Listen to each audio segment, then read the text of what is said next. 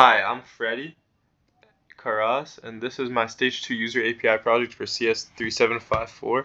In this video, I'll cover what the assignment was about and what I learned about JWT and how the access and refresh tokens interact and how I used Fastify to implement them. The Stage 2 built directly on the REST API that we did in Stage 1, and the goal was to add real authentication and authorization. Users now have to log in to receive tokens, and every protected endpoint checks those tokens before allowing access. And these are three rules. Unauthenticated users can only register or log in. Regular users can see and edit their own account, and admins can manage everyone. The final result was 125 out of 125 tests for the final result. This project taught me a lot about the JSON web tokens. JWT has three parts: a header, naming algorithm, payload containing claims like the user ID, and a signature that binds them together using a secret key. Anyone can read the payload, but nobody can forge a valid signature without knowing the secret. This means the server can verify a token with no database lookup just by checking the signature. Access tokens are short-lived and expires in 2 minutes. So if one is stolen, there's not that much time for the window to be open. The refresh tokens are longer lived but one-time use, and they're organized into families. So if it's stolen, the server detects that it's being reused and revokes the entire family.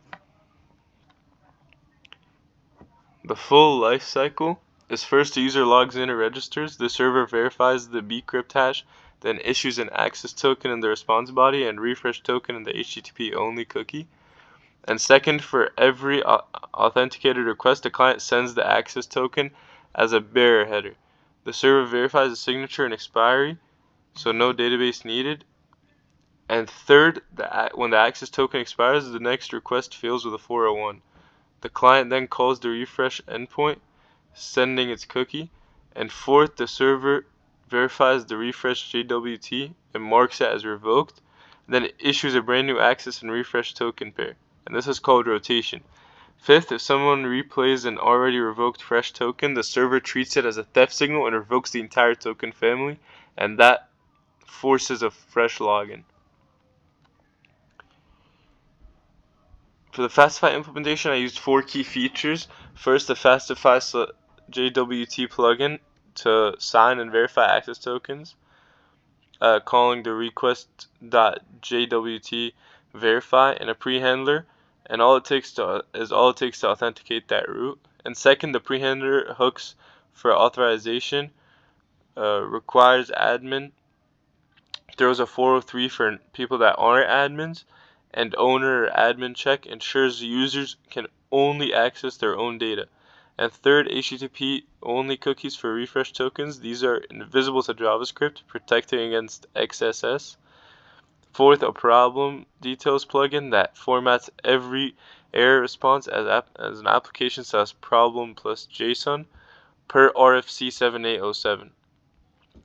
I used Claude here as just an assistant and help me with the root scaffolding, fixing a little bit of the format errors and debugging some of my failures.